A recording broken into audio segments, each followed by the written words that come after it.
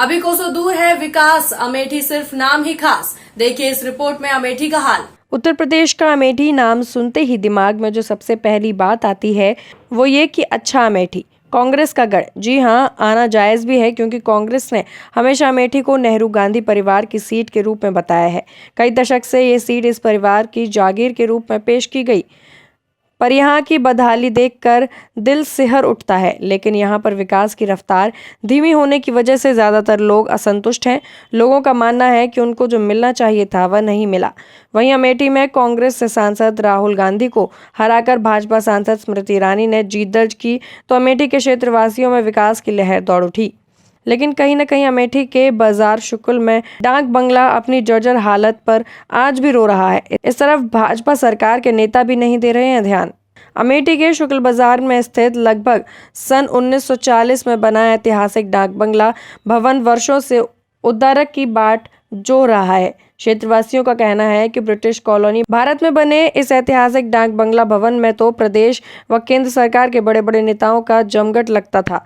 जनपद की राजनीति भी यहीं से तय होती थी। साथ ही इसी डाक बंगला भवन में कभी प्रधानमंत्री भारत रत्न स्वर्गीय राजीव गांधी अपने परिवार के साथ रात्रि विश्राम किया करते थे। दिन गुजरते गए और विभागीय अधिकारियों ने इसे नजरअंदाज कर अपनी नजरें फेर ली तथा डाक बंगला भवन की हालत बद से बदतर होने लगी। धीरे धीरे खिड़की दरवाजे सहित मंजिलें भी जर्जर हो गईं।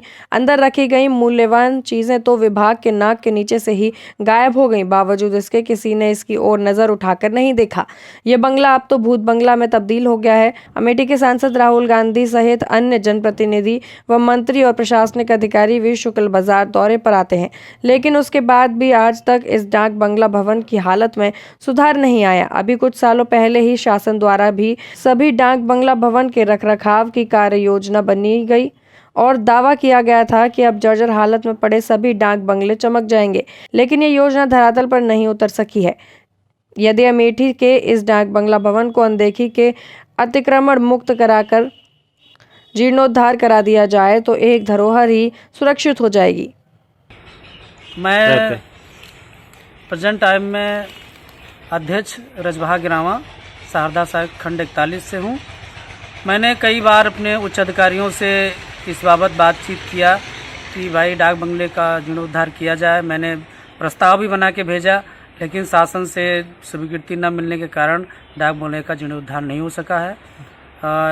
मैंने अधिशासी अभियंता, सहायक अभियंता और हमारे जनप्रतिनिधि माननीय मंत्री जी से मेरी बात हुई। मैंने पत्राचार भी किया, लेकिन आज तक उस पर कोई कार्रवाई नहीं हुई।